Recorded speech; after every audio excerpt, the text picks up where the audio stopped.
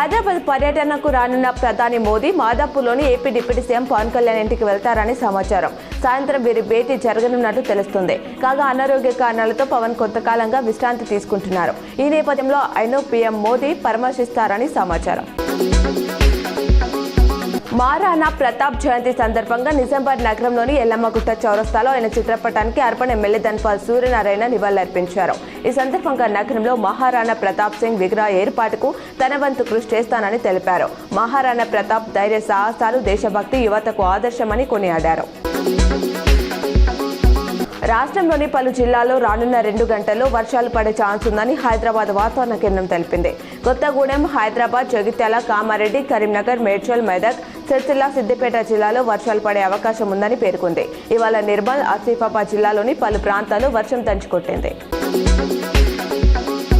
నేడు rural MLA doctor Bhupat Reddy నియోజకవర్గంలో పర్యటించారు. డిచ్పల్లి, నిజామాబాద్లో వివాహ వేడుకలకు హాజరై వధువులను ఆశీర్వదించారు.